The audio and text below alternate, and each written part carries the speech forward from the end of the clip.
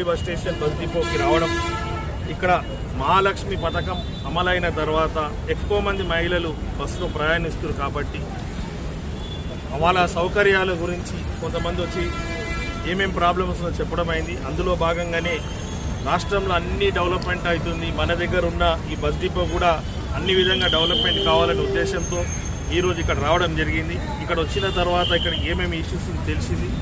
Alerting point problem అవుతుంది, అదే మాదిరిగా కార్గో ఏదైతే ఉందో ఆ ప్లేస్కి వెళ్ళాలంటే కూడా ప్రాబ్లం అవుతుంది కాబట్టి దాన్ని షిఫ్ట్ చేయడం, దాంతోపాటు బస్సులు ఆగడం గురించి కూడా ఎక్కడెక్కడ ఆగితే మంచిదో, ట్రాఫిక్ సమస్య ఇప్పుడు ఇక్కడ మీరు చూశారు, ఇక్కడ నిలబడంగానే అన్ని ఒక బస్సు ఆగగానే అన్ని బస్సులు ఆగుతాయి అక్కడ ప్యాసింజర్ దిగేవారికి. దాన్ని కూడా బస్సు ఇక్కడ ఆగకుండా వేరే ఇక్కడ ఆగితే బాగుంటుందంటే ఇప్పుడు కంటోన్మెంట్ ల్యాండ్ ఉంది, ఆ కంటోన్మెంట్ ల్యాండ్ ఎక్కడైతే ఉందో అది కూడా సీఓ గారితో మాట్లాడడం, దాన్ని కూడా లీజ్కి ఇవ్వమని అడగడం జరిగింది.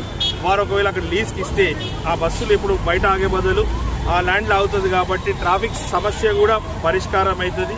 ఇక్కడ ఈ బస్ డిపోకి వచ్చిన వాళ్ళకి అన్ని వసతులు కల్పించి ఎలాంటి ఇబ్బందులు లేకుండా ఒక బ్రహ్మాండమైన ఈ బస్ డిపోగా మార్చాలనే ఉద్దేశమే కాంగ్రెస్ ప్రభుత్వంది. యాజ్ ఎమ్మెల్యేగా నాది కూడా బాధ్యత కాబట్టి డిపో మేనేజర్ గారు స్టాఫ్ తోటి పూర్తిగా గత 1 అవర్ నుంచి తిరిగి ఏమేమి రిక్వైర్మెంట్ అన్ని తెలుసుకున్నాం. దాని అతి తొందరగా వాళ్ళ రిక్వైర్మెంట్ అనుకూలంగా అవసరాలకు అనుగుణంగా అన్ని చేసి డెవలప్ చేస్తాము.